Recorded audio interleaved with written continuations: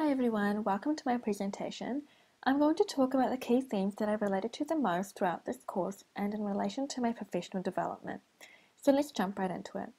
One of the key learnings that I took out of this course is to continuously reflect and learn from that reflection. As Cobb states, we go through a concrete experience, we must then review and reflect upon that experience. We then have an abstract conceptualization and we ask, what do these results imply? And lastly, we engage in active experimentation. And I engaged in this process without even knowing I had. So last year, over the summer, I worked as a Christmas casual at Cotton On Kids. And what do you know? All the casuals there weren't welcome at all. From day one, the other casuals and I were disliked and experienced cold, hostile rejection from the current sales assistants, even though the values of the company were to always work as a team. So they did their own thing, and we were left on our own to figure things out. I tried to observe over the first couple of weeks to see what exactly their problem was. After the observation, I concluded that they're so racist. What am I going to do? But thank heavens, I found out that the current staff were actually really competitive about the amount of hours they got per week. So I figured that they actually weren't so racist, and that they just wanted the hours no matter what. And they somewhat felt a little threatened, I guess, due to the chance of us casuals turning into permanent staff. All I could basically do is try to engage with them in a way that didn't compromise my own self-esteem and find common ground. Which brings me to my next key learning about being authentic. Since there was that casual label on us that created a barrier, I felt as if I had to change my attitude in order to be liked by the other employees.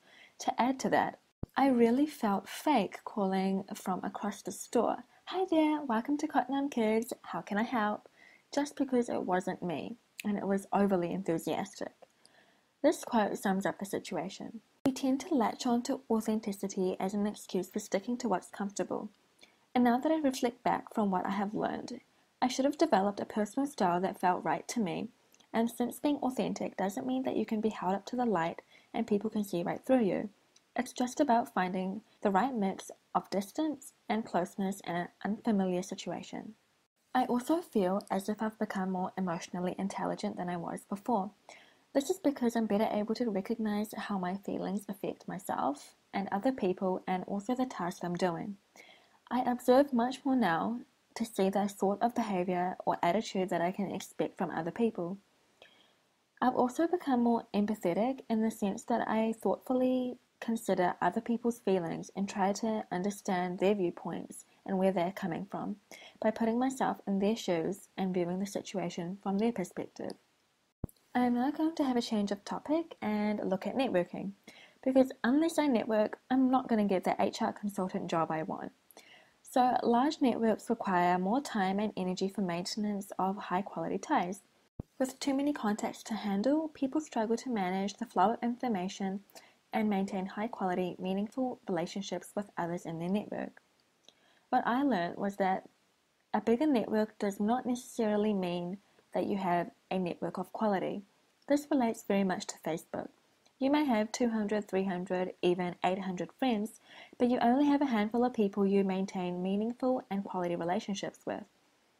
In the context of a networking event, a lot of people, and even I've done this, typically spend only a little bit of time with each person and really engaging in in-depth conversations that will help others remember me in the future.